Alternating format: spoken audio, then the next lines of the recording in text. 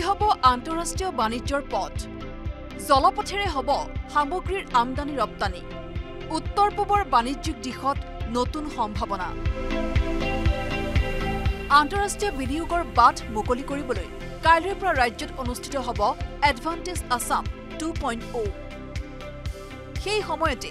দেশী বিদেশী বিনিয়োগকাৰীৰ আগমনৰ বাট মুকলি কৰিছে মাল্টি মডেল লজিষ্টিক পাৰ্কে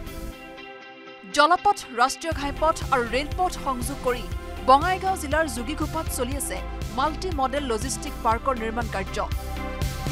দেশ বিদেশৰ বহুজাতিক প্ৰতিষ্ঠানসমূহে এই পাৰ্কখনৰ জৰিয়তে কৰিব পাৰিব সামগ্ৰীৰ আমদানি ৰপ্তানি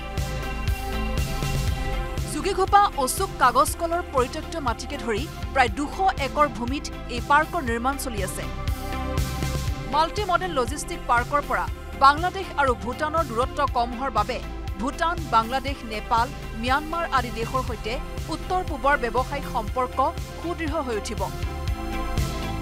ইয়াৰ জৰিয়তে সমগ্ৰ অঞ্চলজুৰি অৰ্থনৈতিক নতুন বুনিয়াদ গঢ়ি উঠিব বুলি আশাবাদী স্থানীয় লোক গোটেইখিনি যদি হৈ যায় তেতিয়া হয়তো ইয়াৰে আমাৰ স্থানীয় মানুহখিনি বহু পৰিমাণে বেনিফিটেড হ'ব বিভিন্ন দিশত হয়তো ইয়াৰ পৰা আৰু বেলেগ বেলেগ ঠাইত নিশ্চয় ইয়াৰ পৰা ট্ৰান্সপৰ্টেশ্যন হ'ব তো সেই আশাৰে আমি যথেষ্ট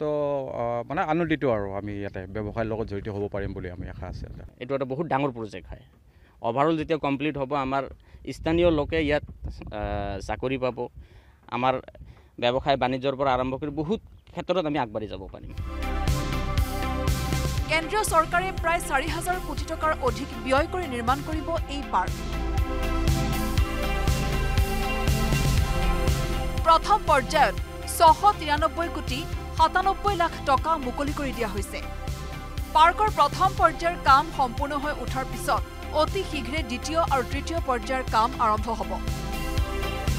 ইতিমধ্যে পাৰ্কৰ কাষতে 42 কোটি টকা ব্যয় সাপেক্ষে নিৰ্মাণ কৰা ৰাষ্ট্ৰীয় জলপথ পৰিবহনৰ টাৰ্মিনেলটো 18 ফেব্ৰুৱাৰীত মুকলি কৰে কেন্দ্ৰীয় মন্ত্ৰী সৰ্বানন্দ সোণোৱালে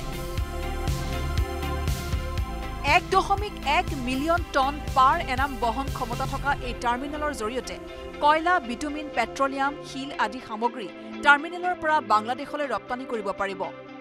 আন্তঃৰাষ্ট্ৰীয় ব্যৱসায় গঢ়ি উঠিলে অৰ্থনৈতিকভাৱে উপকৃত হ'ব সমগ্ৰ অঞ্চল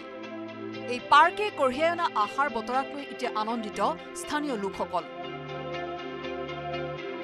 বঙাইগাঁৱৰ পৰা উপানন্দ শৰ্মাৰ report news 18 Assam north east